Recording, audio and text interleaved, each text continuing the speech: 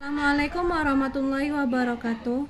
Saya Yeni Ariska Siregar dengan NIM 0704211001 dari kelas Biologi 1 ingin menjelaskan materi dari saya yang berjudul Sistem Morkularis atau Sistem Otot dan Sistem Gerak pada Ikan Nila atau Oreochromis niloticus.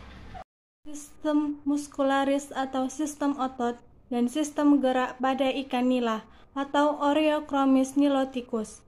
Sistem muscularis adalah sistem jaringan yang ada pada ikan yang disebut otot, yang terdapat pada tubuh ikan agar ikan bisa berenang. Fungsi umumnya untuk menggerakkan bagian-bagian tertentu dari tubuh ikan sehingga ikan mampu berenang, dikarenakan otot-otot yang berkontraksi dari sisi ke sisi dan dari depan ke belakang. Fungsi lainnya adalah untuk memberikan bentuk pada ikan.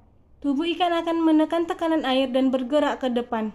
Berdasarkan bentuknya terbagi dua, yaitu silostomin yang termasuk kelompok aganata yang bentuknya miomer terdiri dari satu lekukan ke dalam dan dua lekukan keluar di mana ujungnya tumpul. Dua, pisces kelompok ostestis dan chordiestis yang bentuk miomer memiliki lekukan yang ujungnya tajam. Penyebutan otot rangka tergantung dari sistem gerak yang dilakukan, lokasi otot, struktur otot, dan pergerakannya. Sistem otot ada tiga, yaitu otot polos, smooth muscle, otot bergaris, straight muscle, dan otot jantung, cardiac muscle. 1. Otot polos atau urat daging licin. Otot ini bekerja tidak dipengaruhi oleh rangsangan otak atau involuntari, yang tersusun dalam ikatan yang tersebar di dalam daging ikan.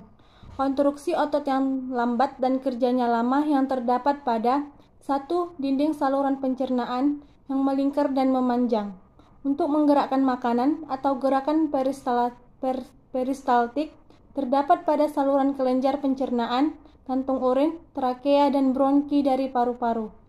Kedua, saluran peredaran darah. Urat daging yang melingkar berguna untuk mengatur tekanan darah. Ketiga, mata untuk mengatur akomodasi dengan menggerakkan lensa mata untuk mengatur intensitas cahaya. Yang keempat, saluran ekskresi dan produksi untuk menggerakkan produk yang ada dalam tubuh ikan nila. Kedua yaitu otot bergaris atau straight muscle. Otot ini bekerja tidak secara langsung atau voluntary muscle.